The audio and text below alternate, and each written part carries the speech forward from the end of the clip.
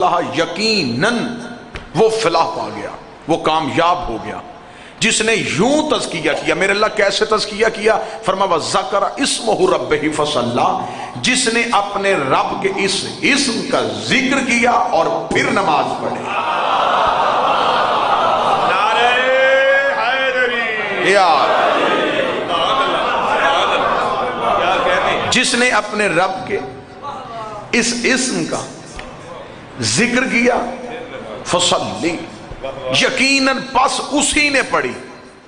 عربی زبان سمجھنے والے کسی عربی کے لغات کے قانون اور گرامر کے قاعدے حاشیے کو جاننے والے کے سر پہ قرآن رکھ کے کہنا کہ صلی اس نے نماز پڑھی، فصلی بس اس نے پڑھی، صلی صرف اس نے پڑھی۔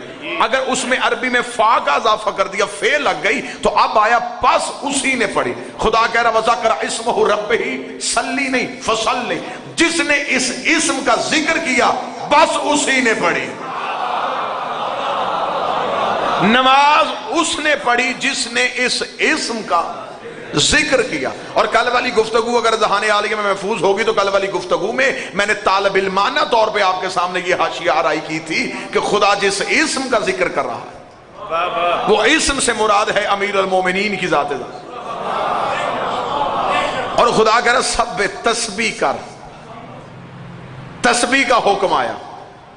اور خدا فرشتوں نے جب آدم کی خلافت کا وقت آیا تو فرشتوں نے خدا سے کہا تھا تو آدم کو سجدہ کروا رہا ہے جو زمین پہ جا کے فساد کرے گا، خون ریزیاں کرے گا، نحن نسبح، جبکہ ہم تیری تسبیح کرتے ہیں، وَبِحَمْدِكَ، ہم تیری حمد کرتے ہیں، وَنُقَدِّسُ لَكَ، ہم تیری تقدیس کرتے ہیں۔ فرشتوں نے یہ نہیں کہا کہ ہم قیام کرتے ہیں، فرشتوں نے یہ نہیں کہا ہم رکوع کرتے ہیں، فرشتوں نے یہ نہیں کہا ہم سجدہ کرتے ہیں، فرشتوں نے کہا ہم تیری تسبیح کرتے ہیں۔ اس کا مطلب ہے کہ عرش پہ جو عبادت کی جاتی ہے وہ نمازیں پڑھنے کو نہیں کہتے، وہ تسبیح کرنے کو کہتے ہیں۔ عرش کی جو عبادت ہے ملائکہ کی اسے تسبیح کہا جاتا ہے، یہاں نماز کہلاتی ہے وہاں تسبیح کہلاتی ہے۔ اس کا مطلب ہے جبریل جو نماز پڑھتا ہے وہ اٹھنے بیٹھنے کا نام نماز نہیں، وہ تسبیح کا نام نماز ہے۔ اگلی آنے والے 3 دنوں میں پھر آؤں گا، حوالہ چاہو گے میں دکھانے کے لیے تیار ہوں گا۔ امیر المومنین سے ایک سائل نے پوچھا مولا یہ جو فرشتے تسبیح کرتے ہیں یہ تسبیح کیا ہے؟ فرمایا اندہ تسبیح الملائکۃ والفضائل علی ابن ابی طالب، یہ ایک دوسرے کو علی کے فضائل سناتے ہیں، خدا تسبیح لکھ دیتا۔ بسم اللہ۔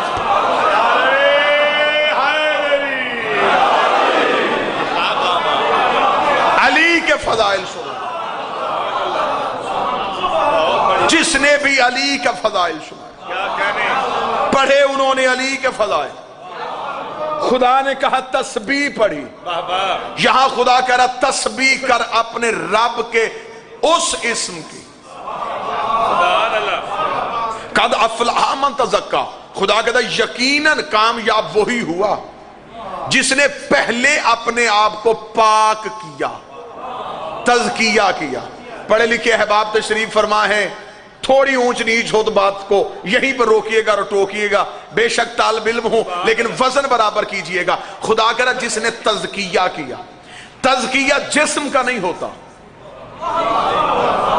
تزکیہ نفس کا ہوتا۔ جسم کو غسل دیا جاتا ہے،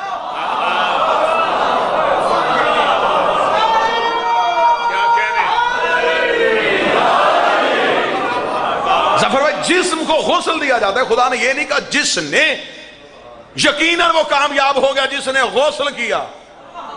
قد افلح من تزکا، کامیاب وہی ہوگا جس نے تزکیہ کیا۔ یہی تو خدا نے کہا هو الذی بعث فی الامیین رسولا منہم یتلو علیہم آیاتہ ویزکیہم، یقیناً میں نے تمہاری طرف رسول اس لیے بھیجا ہے تاکہ تمہارا تزکیہ کرے، تمہارے نفوس کو پاک کرے۔ یہاں انتہائی علمی چہرے تشریف فرما ہے، میں یقیناً یہاں سے اس جملے پہ آپ سے دعا لوں گا، عبادت جسم نہیں کرتا۔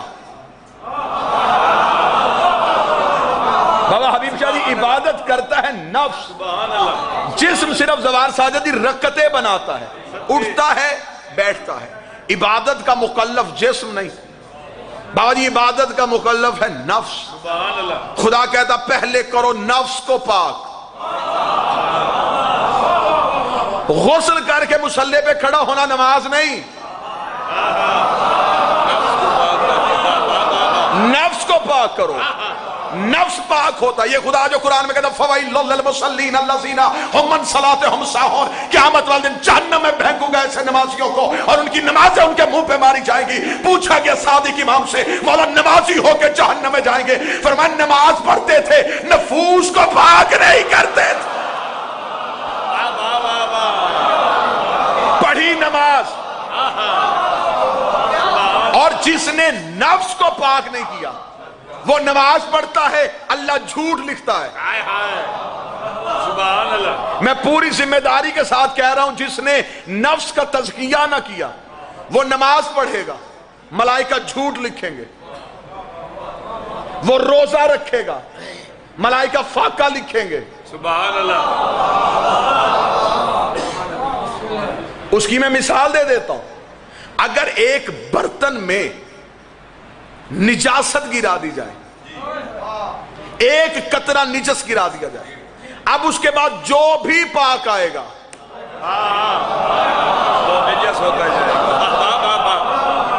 وہ نجس ہوتا جائے گا کیونکہ اس قطرے نے پاکیزگی کو بھی نجاست میں بدل دیا. بغض علی ہے نجاست.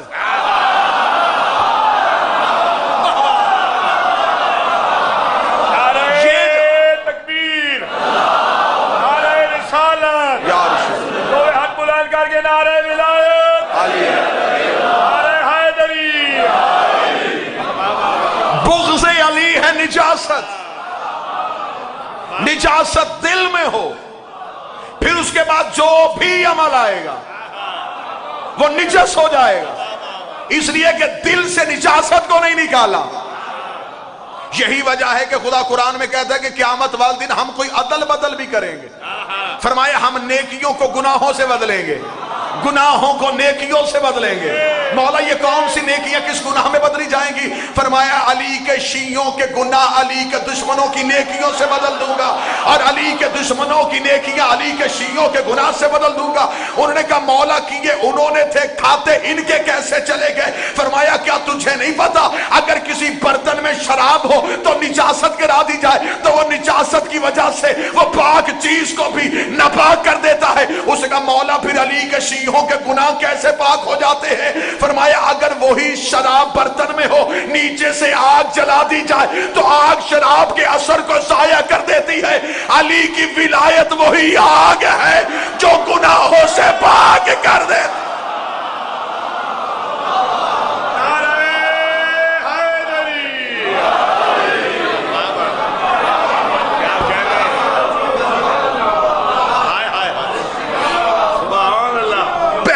اپنے نفوس کا تزکیہ کرو.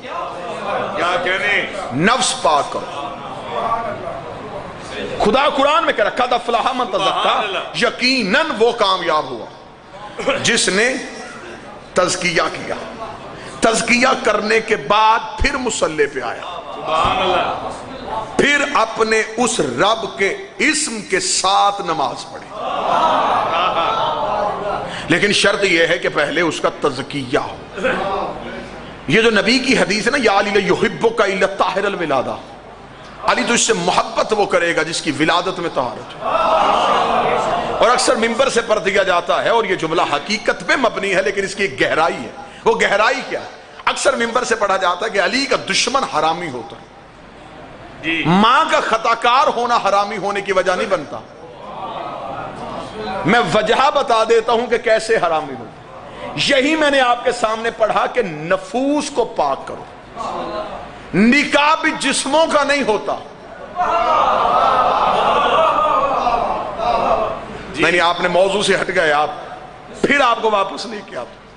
جب نکاح خان نکاح پڑھانے لگتا ہے تو وہ جب سیغہ جاری کرتا ہے اس سے پہلے زوجت نفسی میں تیرے نفس کو اس کی زوجیت میں دیتا ہوں. نکاح جسم کا نہیں ہوا نفس کا ہوا. نفس پاک ہوتا ہے ولایت علی سے. اگر ولایت علی نہیں تو نفس ناپاک ہوگا. جب نفس ناپاک ہوگا اولاد حرامی ہو سکتی ہے, حلالی نہیں ہو سکتی.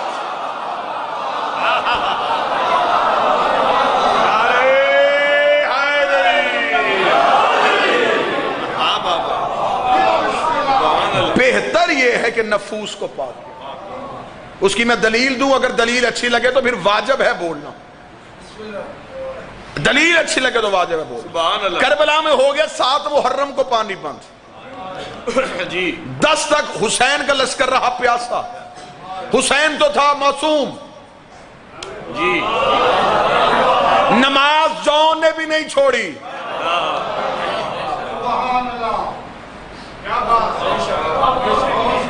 تیمم کر کے نہیں پڑھتے رہے. جی تیمم کی ضرورت ہے تجھے یا مجھے.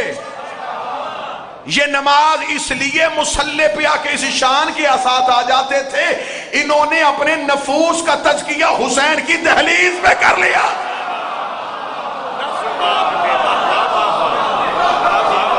نفوس پاک ہو چکا.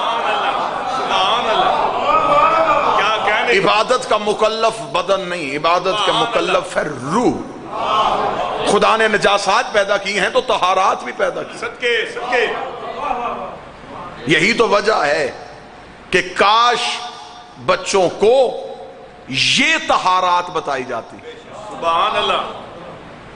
شکیات نماز لکھنے کی بجائے یقین نماز سنایا جاتا. سبحان اللہ. جب بچے نے پہلے دن ہی شکیات نماز پڑھنی ہے تو پھر وہ ساری زندگی سجدہ صاحب میں رہتا ہے.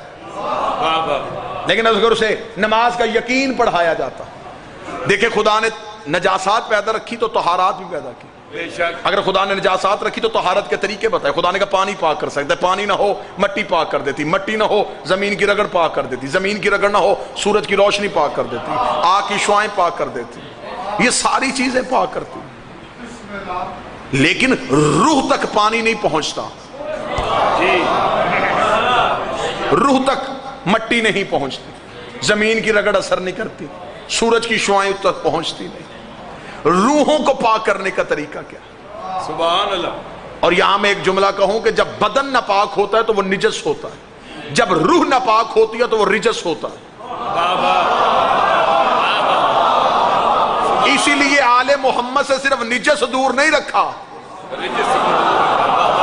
رجس کو بھی دور رکھا ہوا ہے. رجس دور رکھا ہوا ہے. رجس کون ہوتا ہے؟ جس کی روح ناپاک ہوتی ہے.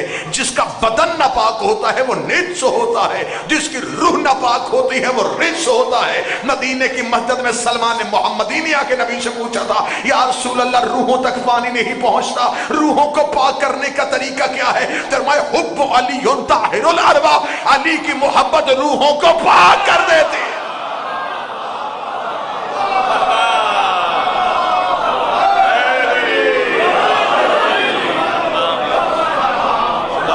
روح اور نفس کا تزکیہ ولایت علی اور محبت علی سے. بے شک. فرحان جی مرتا جسم ہے, بے شک. روح نہیں. جی جسم کو تو مرنے کے بعد بھی کوئی پاک کر سکتا ہے. سبحان اللہ. پاک کرنا تھا اس روح کو جس نے جانا تھا, واہ واہ. اور وہ پاک ہوتی ہے ولایت علی سے. لیکن بحث اس بات پہ ہے, جھگڑا اس بات پہ ہے کہ ولایت پہ بحث وہ کرتا ہے جسے ولایت کے نہ لغوی معنی کا پتہ ہے نہ اصطلاحی معنی کا پتہ ہے کہ ولایت کے پہلو کتنے ہیں. بس ایک ہی بات پہ میری قوم آ کے اڑ گئی ہے اور اسی بات پہ گول گول چکر ہر کوئی کاٹے جا رہا ہے. واجب ہے, مستحب ہے, اوجب ہے, مباح ہے, مبطل ہے, کیا ہے؟ یہ ساری فقہ کی ڈیفینیشنز ہیں. ان سے باہر نکل کے پہلے یہ دیکھتے ہیں کہ ولایت کہتے کسے ہیں. ناراض کوئی نہ ہوئیے گا, دیکھیے مختلف عقائد نظریات ہو سکتے ہیں, لیکن جہاں دلیل ہو وہاں گولی یا گالی نہیں ہوتی. اگر آپ کو مطمئن ہو تو آپ کہیے گا کہ یہ دلیل بہتر ہے, ورنہ مجھ سے کہیے گا جی اس سے کوئی بہتر دلیل ہے تو وہ پیش کریں, وہ دلیل پیش کی جا سکتی ہے. مولا کا فرمان ہے کہ جب تمہارے سامنے ہمارے فضائل پڑھے جائیں, ہمارے فضائل پہ شک نہ کرنا. اگر تمہارے علم میں کمی ہو ہماری فضیلت ہمیں واپس کر دینا. تمہیں اس قابل سمجھیں گے تو معرفت دے دیں گے, ورنہ فضیلت واپس لے لیں.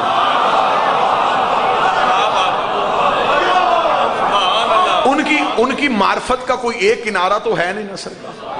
جو مقداد جانتا تھا ابو ذر کا علم اس سے کہیں زیادہ تھا, سلمان اس سے آگے کسی منزل پہ بیٹھا ہوا تھا. لہذا یہاں پہ دہلیز میں مختلف معرفت کے درجے ہیں, یہ ظرف کے مطابق معرفت دیتے ہیں.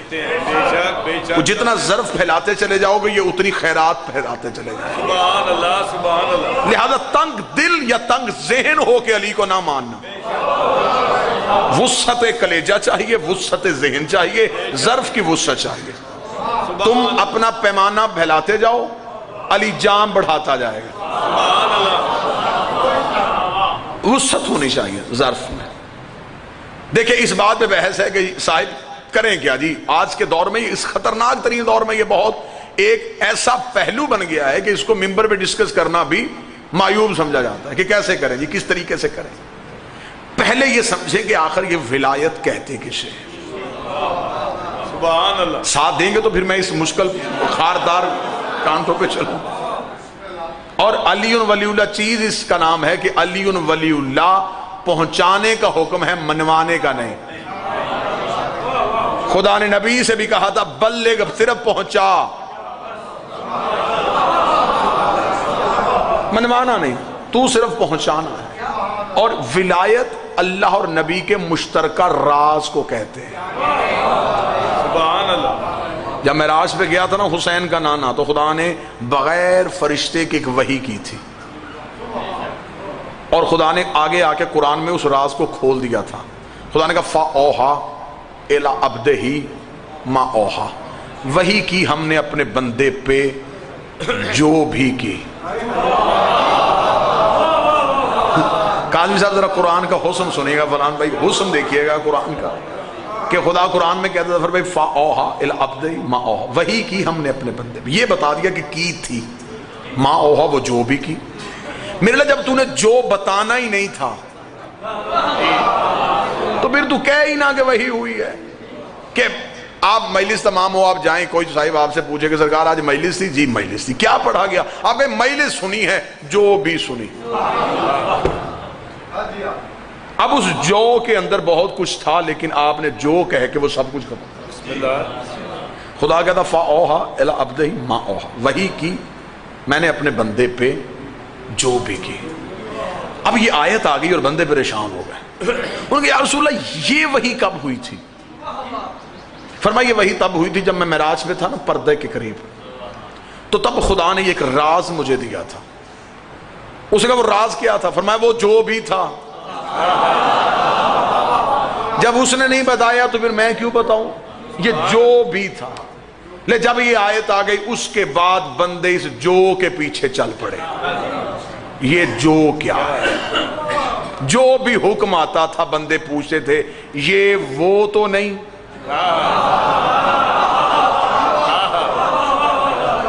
یہ جو ہے, یہ جو وہ تو نہیں. مثال آسان کر دیتا ہوں, میں فیصل آباد میں تھا, مجھے وہیں سے کوئی صاحب نے, میں مثال دے رہا ہوں, کوئی صاحب مجھے ملے, وہ کہیں جی کہ تلا گنگ میں آفتاب شاہ جی نے پیغام دیا ہے کہ الوی صاحب سے کہیں کہ میرا وہ کام کر دیں جو میں نے آپ کو کہا تھا. بابا جی اب وہ جو پیغام لے کے آیا اس کو نہیں پتا کہ وہ کام کیا تھا, اس نے صرف جو کہا, مجھے سارا کام یاد آ گیا.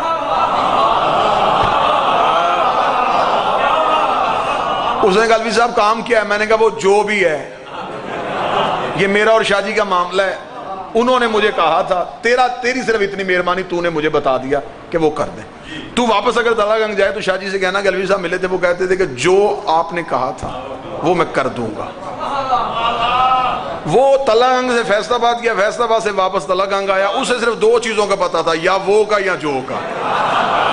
نہ اسے پتا چلا وہ کام کب تھا, کہاں تھا, کیسے تھا, کہا کیا تھا. اسے یہ پتا کہ کوئی کام تھا جسے یہ بھی جو کہہ رہا ہے وہ بھی جو کہہ رہا ہے, اس نے بھی جو کہہ کے بھیجا ہے اس نے بھی جو کہہ کے بھیجا. تلا گنگ سے آج تک میں دکھی ہو کے نہیں گیا, دکھ لے کے جاؤں گا اگر اتنی آسان مثال کے بعد بھی کوئی بندہ نہ بولا. خدا نے کہا فَأَوْحَىٰ إِلَىٰ عَبْدِهِ مَا أَوْحَىٰ, وحی کی ہم نے اپنے بندے پہ جو بھی کی. سارے دن صحابی ہاتھ جوڑ کے ساری زندگی نبی کے پیچھے چلتے رہے, یا رسول اللہ یہ جو نماز ہے, یہ جو روزہ ہے, یہ جو زکات ہے, آخر وہ جو کون سی ہے جس کے لیے اس نے تجھے براق دے کے بھیجا اور واپس عرش سے بلایا اور اپنے پردے کے قریب کھڑا کر کے اس نے اتنا لمبا سفر کرا کے صرف جو بتایا یہ جو کیا ہے. ساری زندگی نبی نے بھی راز سے پردہ نہ اٹھایا کہ یہ جو کیا ہے.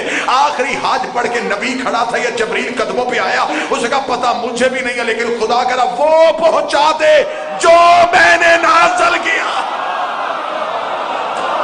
یا ایھا الرسول, یا ایھا الرسول بلغ ما انزل الیک, پہنچا دے وہ جو ہم نے تجھ پہ نازل کیا تھا. بندے اعلان سن کے پریشان نہیں ہوئے, بندوں نے کہا آج پتہ چلا یہ جو ولایت علی کو کہتے ہیں.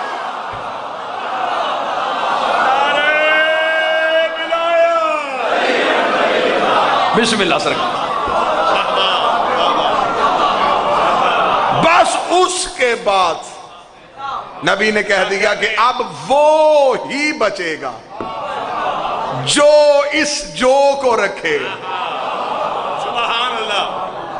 نبی اور اللہ کے مشترکہ راز کو ولایت کہتے ہیں. ولایت علی ایک تصرف ہے, ایک اختیار ہے. اگر خدا نہ دیتا تو اپنا آپ کیسے منواتا, کیسے منواتا وہ اپنا. وہ یہاں آ نہیں سکتا, یہ وہاں جا نہیں سکتا, سبحان اللہ. وہ وہاں یہاں آ جائے وہ نہیں رہتا, یہ وہاں چلے جائیں یہ نہیں رہتے. اسے ضرورت ہی پہنچانے کی, انہیں احتیاج تھی لینے کی.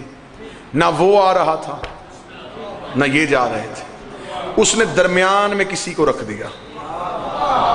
سبحان اللہ. بس اس سے زیادہ آسان میں کیا کروں. خالق مخلوق حجت, اللہ بندے حجت. اس سے لی ان تک پہنچائی, ان کی لی اس تک پہنچائی.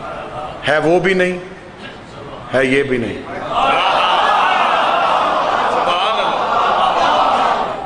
وہاں گئے وہ ہو گئے.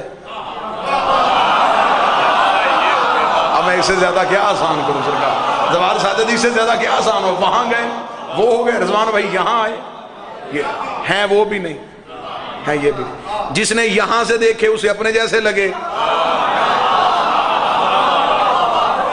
جس نے وہاں سے دیکھے اسے اس جیسے لگے. کیونکہ یہ اس کے اور بندوں کے درمیان ایک تعلق تھے, بسم اللہ. ایک وسیلہ تھے. زمین پہ سورج نہیں آتا, کرنیں آتی. کرنیں سورج نہیں,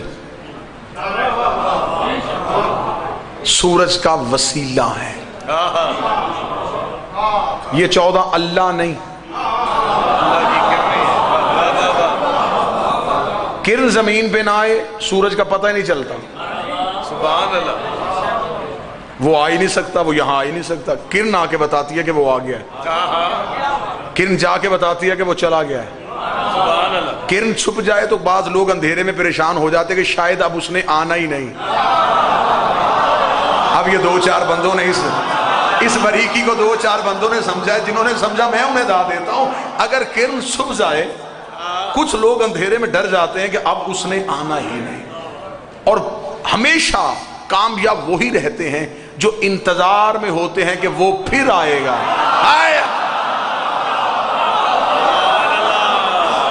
ہم لوگ قیامت کے ڈر سے بیٹھے ہیں کہ پتہ نہیں کیا ہوگا, تانبے کی طرف پگھل جائے گی, وہ سوا نیزے پہ آ جائے گا. لوگ پریشان ہیں کہ سورج سوا نیزے پہ آئے گا, اور مجھے آج تک مولویوں کی یہ ڈیفینیشن بھی سمجھ میں نہیں آئی کہ جی سورج سوا نیزے پہ آئے گا اور جسموں کو پسینہ آ رہا ہوگا. جب قیامت کا منظر پڑھتے ہیں نا تصور قیامت دیتے ہیں, کہتے ہیں سورج سوا نیزے پہ ہوگا اور جسم پسینے میں ڈوبے ہوں گے. میری زندگی میں سمجھ یہ منطق آئی ہی نہیں کہ لاکھوں میل کی مسافت پہ کھڑا ہے اور تب جسموں کو پسینہ آتا ہے, اور جب آ ہی سوا نیزے پہ جائے. آپ مجھے بتائیں کہ بدن بچیں گے؟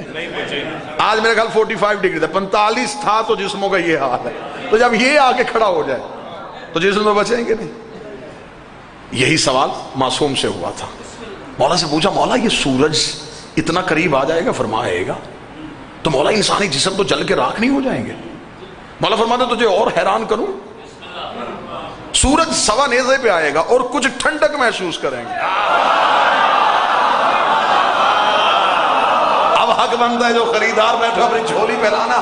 مولا نے فرمایا سورج سوا نیزے پہ آئے گا، کچھ بندے ٹھنڈک محسوس کریں گے۔ اس نے کہا مولا پہلی بات پریشان کر رہی تھی، اگلی بات کہہ کے مجھے اور حیران کر دیا، سوا نیزے پہ پسینہ سمجھ میں نہیں آ رہا تھا، آپ نے کہہ دیا کچھ ٹھنڈک محسوس کریں گے۔ امام فرماتے ہیں جاہل تو کیا سمجھتا ہے یہ نظام شمسی کا سورج ہے، سوا نیزے پہ آ جائے گا؟ اس نے کہا مولا اور کون سا سورج ہے؟ فرمایا ہوا نور ولایت علی ابن ابی طالب یطلع علی جبین علی ابن ابی طالب، یہ علی کی ولایت کا نور ہے جو علی کی پیشانی سے ایسے ظاہر ہوگا کہ مومن ٹھنڈک میں آ جائے گا، منکر چل کے راک۔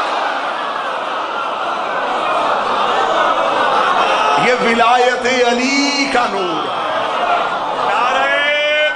بسم اللہ۔ سوا نیزے کی میئرمنٹ کرنا اور پھر تاریخ سے علی کا ظاہری قد پوچھنا کہ یہ سوا نیزہ، کیونکہ اس دور میں میٹر نہیں ہوتے تھے، اور اگر حقیقی قد علی کا دیکھنا ہو تو پھر میں وہ جھلک بھی دکھا دیتا ہوں۔ فتح مکہ، نبی کے شانے، علی سوار، یہاں پہ ایک سطر پڑھی جاتی ہے وہ بالکل غلط ہے، جملہ حذف کیا جاتا ہے کہ رسول نے پوچھا علی کہاں تک پہنچا؟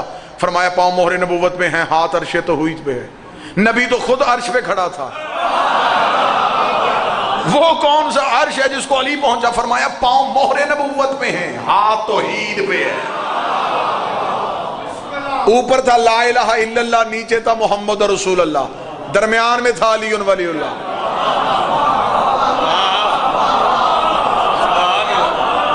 یہ وہ رسی ہے جسے خدا نے کہا پکڑو، جو ادھر اللہ سے جڑی ادھر بندوں سے جڑی۔ تو صاحب آسان بحث یہ ہے کہ وہ یہاں نہیں آتا تھا، ہم وہاں نہیں جاتے تھے، وہ یہاں نہیں آ رہا تھا، ہمیں وہاں بلا نہیں رہا تھا، کیونکہ علم منطق کا قانون ہے کہ ضدیں کبھی بھی ایک نہیں ہوتی، ضدیں یکجا نہیں ہو سکتی، ضدیں ایک جگہ پہ اکٹھی نہیں ہو سکتی۔ سورج اور چاند ضد ہے، اکٹھے نہیں آئیں گے۔ مشرق اور مغرب ضد ہے، ایک نہیں ہوں گے۔ پانی اور آگ ضد ہیں، یہ بھی ایک نہیں ہو سکتے۔ اللہ اور بندہ بھی ضد ہیں، وہ پاک، اتنا پاک کہ کسی کو نہیں پتا کب سے پاک ہے، کس سے پاک ہے، کب تک پاک ہے۔ ہم اتنے ناپاک ہیں، ابتدا بھی ناپاک، انتہا بھی ناپاک۔ پیدا ہوئے جس نے ہاتھ لگایا وہ بھی ناپاک، مر گئے اب جس نے چھوا۔ اب یہ دو ضدیں تھیں، یہ ضدیں ایک کیسے ہو سکتی تھی؟ علم، شعور ہمیشہ نئے کلیے جنم دیتا ہے۔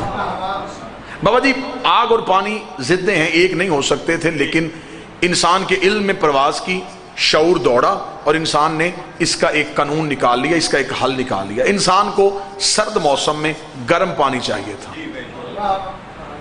قانون یہ کہہ رہا تھا کہ پانی اور آگ ایک نہیں ہونے، پانی گرم ہونا تھا آگ سے۔ اب انسان نے کیا کیا؟ بڑی آسان مثال دے رہا ہوں اور نتیجے کے ساحل تک آپ کو لے آؤں گا۔ انسان نے برتن میں لیا پانی، نیچے جلائی آگ، آگ نے اپنا پورا اثر پانی کو دیا اور پانی کو گرم کر دیا۔ پانی اور آگ ایک ہو گئے کیونکہ درمیان میں برتن وسیلہ تھا۔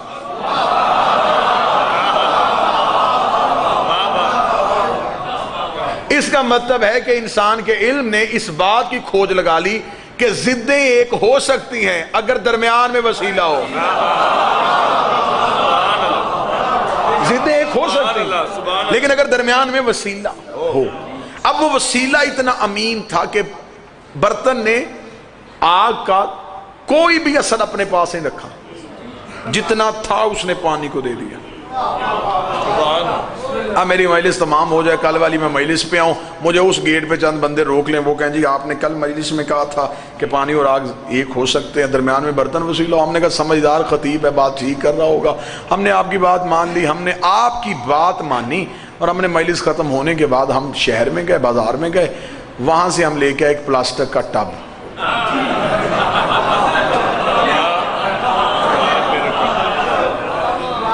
آپ جتنے بھی پریشان ہو جائیں، افطاری اپنے ٹائم پہ ہی ہونی ہے۔ اس پلاسٹک کے برتن میں نیچے جلائی آگ، نہ بابا جی آگ بچی، بسم اللہ بسم اللہ، نہ برتن بچا، صدقے صدقے، نہ پانی بچا، تینوں ضائع ہو گئے۔ آپ نے کہا تھا کہ آگ اور پانی ایک ہو سکتے ہیں، درمیان میں برتن وسیلہ ہو، تو میں یوں ہاتھ باندھ کے گزارش کروں گا سرکار، میں نے اگلی بات یہ بھی کہی تھی کہ وسیلہ جب بھی بنانا اچھی جنس کا بنانا، طاقت سے نہیں بنانا ہے، ناقص وسیلہ خود بھی جلتا ہے دوسرے کو بھی تمہیں بھی جلاتا ہے۔ اللہ اور بندوں کے درمیان یہ ہے وسیلہ، سبحان اللہ، اور مجھے علی کی عزت کی قسم یہ وسیلہ ہم نے نہیں بنایا، بنایا اس نے ہے، منوایا ہم سے۔ سورج زمین پہ نہیں آیا، اس نے اپنی کرن کو بھیجا، روشنی کو بھیجا، روشنی نے آ کے دنیا والوں کو جگا کے بتایا کہ وہ آ گیا ہے۔ سبحان اللہ، رزق تقسیم اس نے کیا، بھیجا کسی اور ذریعے سے۔ اور یہ میں اکثر یہ ایک بات کہہ دیتا ہوں، بار بار اس لیے دہراتا ہوں کہ یہ ان دنوں میں آپ کو زیادہ کام آئے گی۔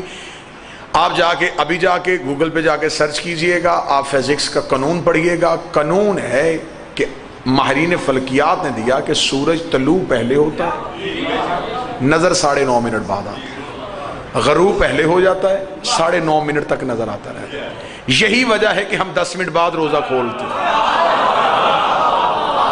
ہمارے گردش لیل و نہار، ہمارے نظام شمسی کا تعلق کرنوں کے ساتھ نہیں، سورج کے ساتھ۔ اس لیے خدا نے کہا اتم الصیام الی اللیل، روزے کو تمام کرو رات رات کے ساتھ، اتمیوں کا لفظ آیا، اتمام میں روزہ رات سے ہوتا ہے۔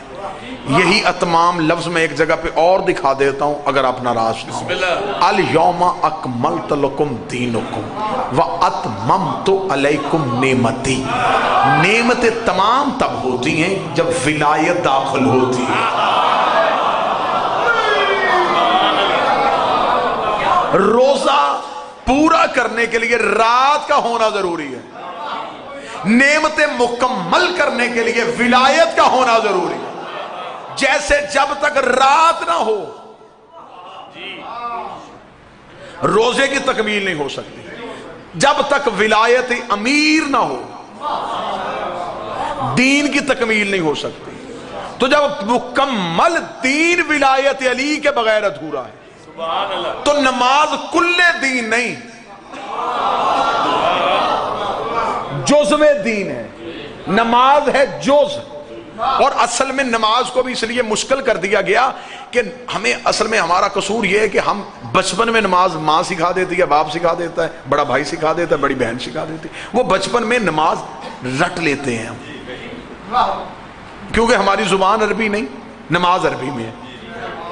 اس لیے ہم جب ساری زندگی مصلی پہ کھڑے ہوتے ہیں تو وہ بچپن کی جو رٹی ہوئی ہوتی ہے نا، بندہ جتنے مرضی مشکلات میں چلے جائے نا، 2 کا پہاڑا نہیں بھولتا، بچپن میں یاد، جس نے بچپن میں یاد کی، کیونکہ بچپن کی حفظ کی ہوئی چیزیں ہمیشہ یاد رہتی۔ نماز ہمیں بچپن میں یاد کروا دی، مصلی پہ کھڑے ہوتے ہیں، اب زبان نماز پڑھ رہی ہوتی ہے، دماغ کہیں اور چلا جاتا ہے۔ میں غلط کہوں تو مجھے روک دیجئے گا، میں ٹھیک کہہ رہا ہوں۔ زبان وہ جو رٹی ہوئی ہے وہ زبان جلدی جلدی پڑھی جا رہی ہے، اور دماغ کو پتہ ہی نہیں کہ زبان کیا کہہ رہی ہے۔ دماغ کدھر پہنچا ہوا، دکان، مال، فلاں بندے کے کام کی طرف۔ یہ سب کچھ کیوں ہوا؟ یہ سب کچھ اس لیے ہوا کہ دماغ اور زبان ایک جگہ پہ اکٹھے نہیں ہو سکے۔ لہٰذا کوشش کی جائے کہ بچوں کو مانوی نماز یاد کروائی جائے، تاکہ بچے کو پتہ تو چلے کہ میں اللہ سے گفتگو کیا کر رہا ہوں۔ چلے میں اس کو 2 یا 3 منٹ میں آپ کو دوں گا، میں آسان کر دیتا ہوں تاکہ کم از کم بچوں تک یہ بات پہنچ جائے۔ یہ جو تکبیرۃ الاحرام ہے نا، اللہ اکبر کہنا، یہ کس بات کی علامت ہے؟ کہ میں نے دنیا کی ہر چیز سے ہاتھ اٹھا لیا۔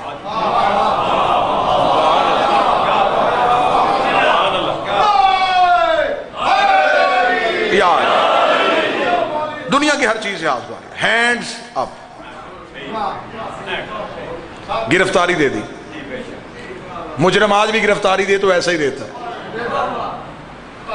میرے اللہ میں تیرا مجرم ہوں، تو نے مجھے بڑا ڈھونڈا، میں نے ملا، تو نے میرے مسجدوں میں اعلان کروائے، کہ اپنے گھر واپس آ جا. میں نہیں آیا, آج میں گھر واپس آ گیا ہوں. یہ میں نے ہاتھ اٹھا لیا. اب اللہ اور بندے کی گفتگو شروع ہو گئی. خدا نے کہا تو جس کے پاس آیا اسے جانتا ہے کہ کون ہوں میں؟ بندے کہا الحمدللہ, رب العالمین, تو عالمین کا رب ہے. تجھے میری طاقت کا اندازہ ہے؟ مالک یوم الدین.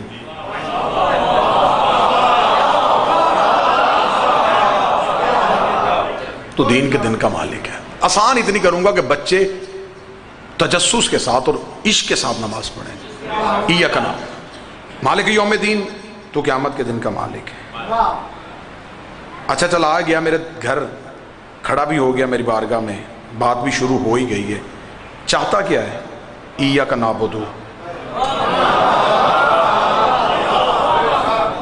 کس بات پہ؟ ایاک نستعین. کیوں؟ اہدنا الصراط المستقیم. میں تیری عبادت کرنا چاہتا ہوں, تو میری مدد کر. کس بات پہ؟ اہدنا الصراط المستقیم. تجھے پتا ہے وہ رستہ کن کا ہے؟ صراط الذین انعمت علیہم. اگر میں تجھے ان کے رستے پہ لے جاؤں تو ادھر تو نہیں جائے گا غیر المغضوب پہ. تجھے پتا ہے وہ کون ہے؟ علیہم ولا الضالین. خدا کہتا بڑی اچھی باتیں کر رہا ہے. آیا مدت کے بعد ہے لیکن گفتگو بڑی اچھی ہو رہی ہے تیری. کچھ اور سناؤ. گفتگو اچھی ہو گئی. خدا نے کہا اچھا, بڑا اچھا رہا تجھ سے یہ تعلق. ٹھیک ہے, تو نے جو بھی کہا ٹھیک کہا. اب جھک کے کہا سبحان ربی العظیم. چل کہہ جو دیا کہ میں نے معاف کر دیا ہے, اب دوبارہ مجھے چھوڑ کے نہ جانا. اب سر سجدے میں رکھا سبحان ربی الاعلی. اب پھر تو نہیں کہیں جائے گا استغفر اللہ ربی واتوب.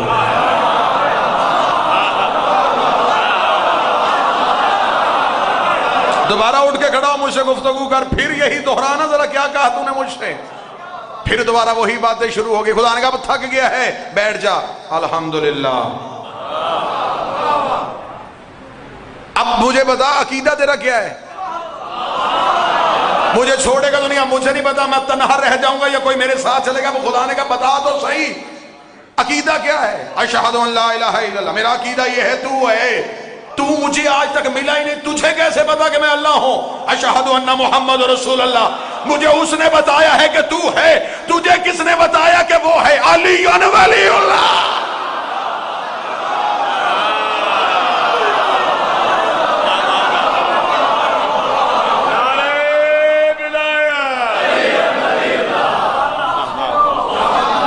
جس کے پاس جو عقیدہ ہے وہ اللہ کی بارگاہ میں بیٹھ کے کہہ دے. کیا کہنے؟ کوئی لڑائی نہیں, کوئی جھگڑا نہیں. اگر آپ کا علی کے بغیر گزارا ہے تو اب ٹھیک ہے, آپ کہہ دیں. عقیدہ اپنا بولیے گا. جو بھی آپ کا عقیدہ ہے گواہی دینی ہے آپ نے.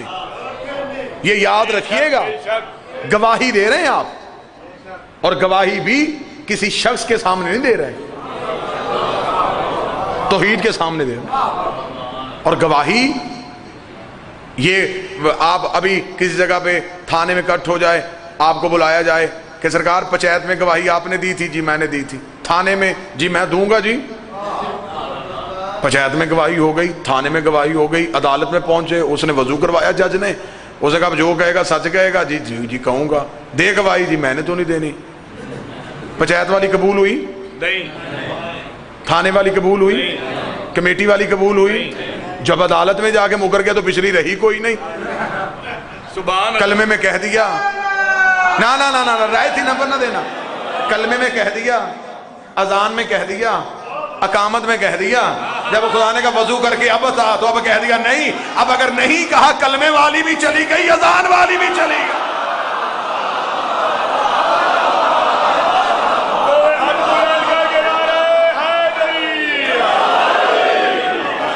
لہٰذا آپ اگر نہیں دینا چاہتے تو آپ مہربانی فرمائیں, کرم فرمائیں, رحم فرمائیں. اگر علی معاذ اللہ ثم معاذ اللہ گزارا ہے تو پھر کسی بھی جگہ پہ علی کو شامل نہ کریں. لیکن اگر علی کے بغیر گزارا نہیں تو پھر ہر اس جگہ پہ علی کی گواہی دیں بسم اللہ جس طریقے سے آپ تک دین پہنچا ہے۔ ولایت جھگڑنے کا نام نہیں، گالی دینے کا نام نہیں، لڑنے کا نام نہیں، علم کے گھوڑے دوڑاؤ، معرفت کی بھیک مانگو، وہ وسعت قلب عطا کریں تو وہ سب کچھ عطا کر دیتے ہیں۔ انشاءاللہ آنے والی مجلسوں میں آپ جو بھی موضوع سے ریلیٹڈ اگر کوئی بھی آپ کے سوال میں ذہن میں سوال ہو تو مہربانی فرمایا کریں، مجلس سے پہلے عمران بھائی کو، آفتاب شاہ جی کو، فرحان بھائی کو، وقار کاظمی صاحب کو، حبیب شاہ جی کو۔ آپ مجھ تک سوال نہیں پہنچا سکتے، ان تک پہنچا دیا کریں، لکھ کے پہنچا دیں، بائی میسج پہنچا دیں، اگلے دن آپ کو ممبر سے مدلل طریقے سے مطمئن کرنے کی کوشش کی جائے گی۔ یہاں اس اشرا کا مقصد نہ یہ ہے کہ ہم شیعت کے درمیان دیواروں کو کمزور کریں، ہم شیعت کی بیرونی سرحدوں کی حفاظت بھی کرنا جانتے ہیں، اندرونی سرحدوں کی حفاظت بھی کرنا جانتے ہیں۔ ہم چاہتے ہیں کہ جتنا نقصان ملت تشیع کو ہو گیا وہ ہو چکا، مزید ہم تقسیم در تقسیم نہ ہو۔ عقائد میں اختلافات ہوتے ہیں، نظریات میں اختلافات ہوتے ہیں، ایک گھر میں دو بھائی رہتے ہیں تو ان کی سوچ ایک نہیں ہوتی، اور وہ گھر تباہ ہو جاتے ہیں تب دو بھائی لڑتے لڑتے بازار میں آ جاتے ہیں۔ لہٰذا ممبر کا یہ منصبی حق ہے کہ آپ اپنی ذہن کے مطابق سوال کریں، آپ کو قرآن اور فرمان معصوم کے ساتھ مطمئن کرنے کی کوشش کی جائے۔ آنے والی 3 مجلسیں یا عالم، پھر انشاءاللہ 5 مجلسوں کے بعد میرے بھائی ہیں علامہ باقر نقوی صاحب، تو آپ ان سے بے شک سوال کریں۔ جتنی دیر تک میری مجلسیں یہ چل رہی ہیں، آپ جو بھی موضوع کے ریلیٹڈ سوال ہے آپ لکھ لیا کریں، مجھ تک پہنچائیں، ان میرے بھائیوں تک پہنچائیں، مجھ تک پہنچے، اگلے دن آپ کو کوشش کی جائے گی کہ مدلل طریقے سے ہو سکے۔ علی ولی اللہ ماننے کا نام ہے، جھگڑنے کا نام نہیں، گزارا نہیں ہے۔ باوضو ہوں، ممبر پہ کھڑا ہوں، عبادت کے دن ہے، علی کی عزت کی قسم گزارا نہیں علی کے بغیر۔ علی کا ماننے والا انگوٹھا چھاپ ہو سکتا ہے، جاہل نہیں ہو سکتا، اس لیے کہ علی خود باب علم ہے، جس نے دہلیز پہ جھک لیا، جسے علی ولی اللہ کہنے کا طریقہ آ گیا، اس کا مطلب اس کی توحید بھی مضبوط ہے، اس کی رسالت بھی مضبوط ہے۔ علی ولی اللہ وہ مضبوط قلعہ ہے جس کے اندر آپ کا پورا دین محفوظ ہو جاتا ہے۔ اسی ولایت کو بچانے کے لیے بیٹی نے سر کی چادر دے دی۔ عزادار بیٹھے ہیں، بڑی عزاداری ہوتی ہے تعالیٰ گنگ میں، دل خوش ہوتا ہے، اس دھرتی پہ کوئی دن بھی سال کے خالی نہیں جب بطول کے بیٹوں کی غربت بیان نہیں کی جاتی۔ اللہ اس دھرتی کو ہمیشہ حاسدوں کے حسد سے بچائے، شریروں کے شر سے بچائے، یہ بستی محفوظ رہے، اس میں حسین کی عزاداری یوں ہی چلتی رہے۔ اللہ گھروں کو سلامت رکھے، جو اپنے گھر کے غم بھلا کے نبی کی بیٹیوں کا غم مناتے۔ 10 محرم کی رات تھی، علی کی بیٹی مصلی پہ تھی، نیزوں کی آوازیں، گھوڑوں کے ہنکنانے کی آواز، ٹاپوں کا شور، سب کچھ سن رہی تھی علی کی بیٹی خیمے میں۔ ساجد بھائی تھوڑی دیر کے بعد بی بی نے کہا اما فضہ ذرا حسین کو بلائیے، مولا حسین ہے۔ بی بی دی کہتی حسین یہ شور کیسا ہے؟ غریب نے بہن کے سامنے بیٹھ کے رو کے کہا زینب تیرے بھائی کے قاتل اکٹھے ہوئے۔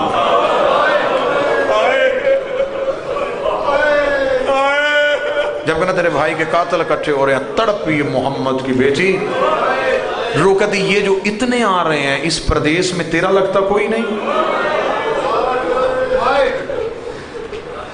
حسین کی آواز آئی زینب جو لگتے تھے وہ میں نے بلا لیے، ہر خون دین کو لگنا ہی نہیں، اگر میں نے جنگ کرنی ہوتی میں محمد بن حنفیہ کو لے آتا، میں مسلم کوفے نہ بھیجتا، میں غازی کو لڑنے کی اجازت دیتا۔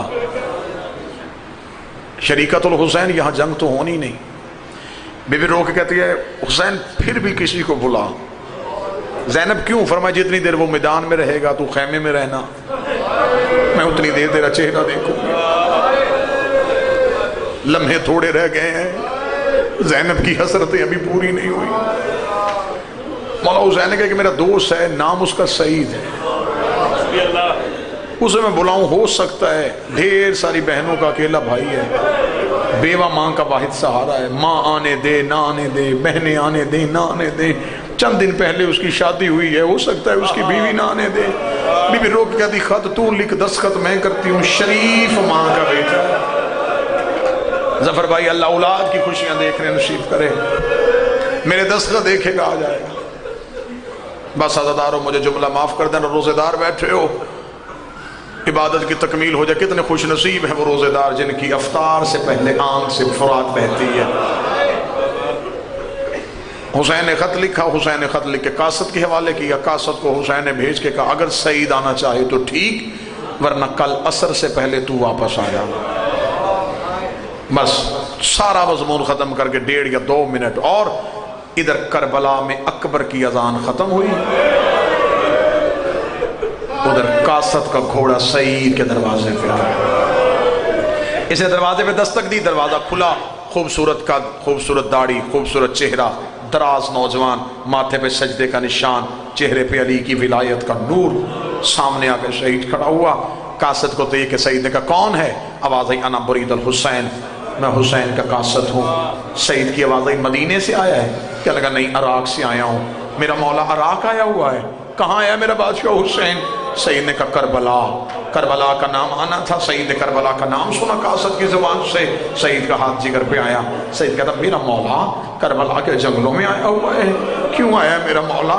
اتنا جملہ کہنا تھا، یا قاصد نے اپنے امامے سے خط نکالا، خط نکال کے قاصد نے یوں سعید کے سامنے خط کیا، سعید نے ہاتھ بڑھائے، سعید نے خط کو بڑھا، چوما، آنکھوں سے لگایا، سعید خط کھولنے لگا، قاصد نے گھوڑے کی زین چھوڑی، سعید کے سامنے ہاتھ جوڑے، رو کے کہتا خط بازار میں نہ پڑنا۔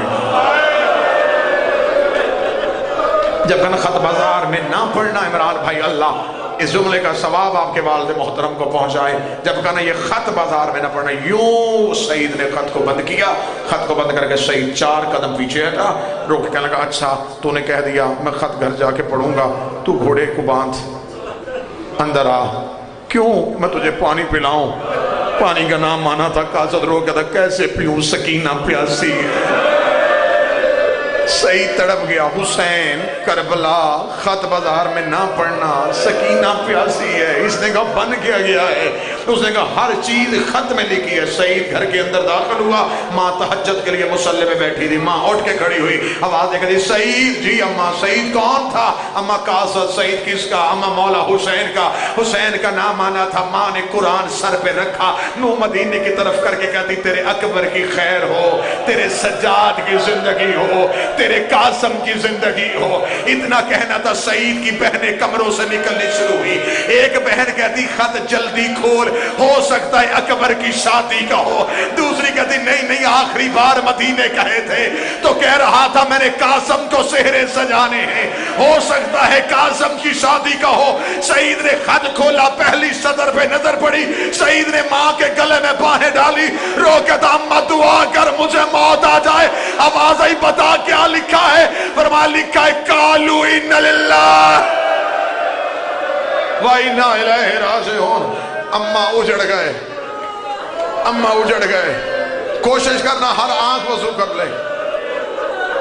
ماں تڑپ گئی، ماں رو کہتی نا سعید ابھی تو ہمیں علی کے زخم نہیں بھولے، ابھی ہمیں بطول کا پہلو نہیں بھولا، ابھی ہمیں حسن کا جنازہ نہیں بھولا، یہ سیدوں پہ پھر کوئی مصیبت آ گئی۔ سعید خط کھول۔ سعید نے خط پڑھا جو بہار میں خط لکھا ہے، وہ جملہ سنانے لگا ہوں۔ سعید نے لکھا اماں مولا حسین نے لکھا سعید میں حسین 28 رجب کا مدینہ چھوڑ آیا ہوں، انہوں نے مجھے مکے میں نہیں رکنے دیا۔ سعید میں 2 محرم کا کربلا میں آ گیا ہوں، 7 محرم سے انہوں نے فرات پہ پہرے لگا کے میرا پانی بند کر دیا ہے۔ سعید ہو سکتا ہے تو میری مدد ہوا، اتنا جملہ کہنا تھا، ماں مسلح پہ گر گئی، رو کے کہتی دودھ اس وقت بخشوں گی جب سن بیٹھوں گی تیری لاش پہ گھوڑے دوڑ گئے۔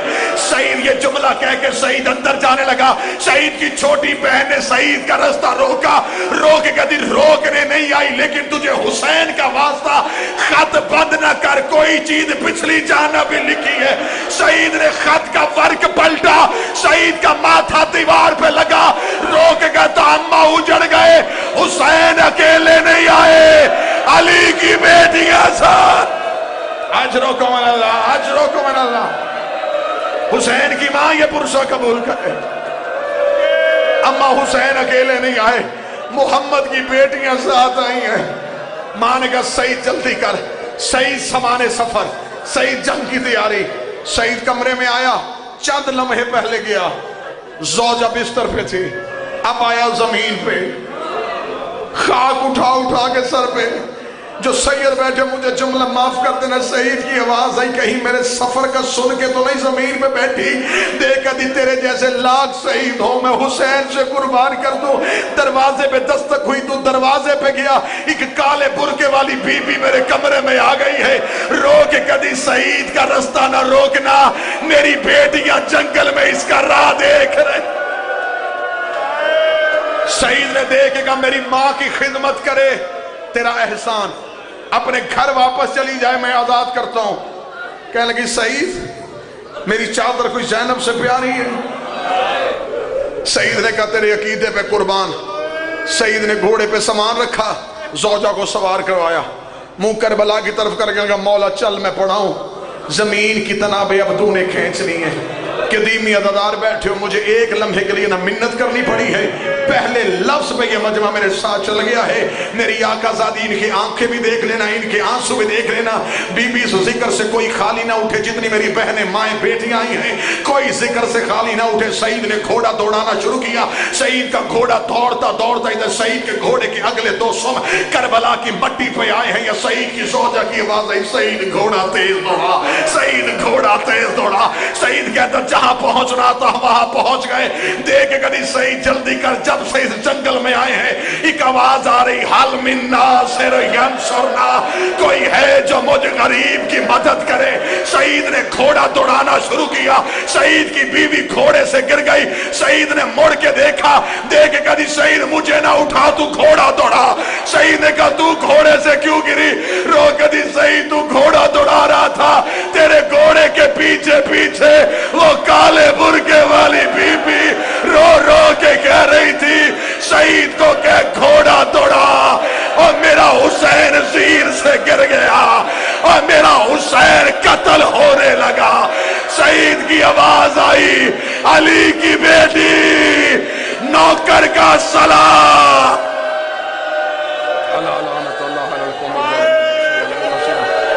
یا محمود بحق محمد یا علی بحق علی و حسین بحق الحسن قدیم علیہ السلام بحق حسین علیہ السلام یا فاطر السماوات والارض بحق فاطمہ زہرا صلوات اللہ۔ اللہم انی نحن نسألک زیادة فی العلم، برکة فی الرزق، صحة فی الجسم، نورا فی القلب، توبة قبل الموت، راحة عند الموت، مغفرة بعد الموت، قنا عذاب النار، قنا عذاب القبر، دخولا فی الجنہ برحمتک یا ارحم الراحمین۔ اللہم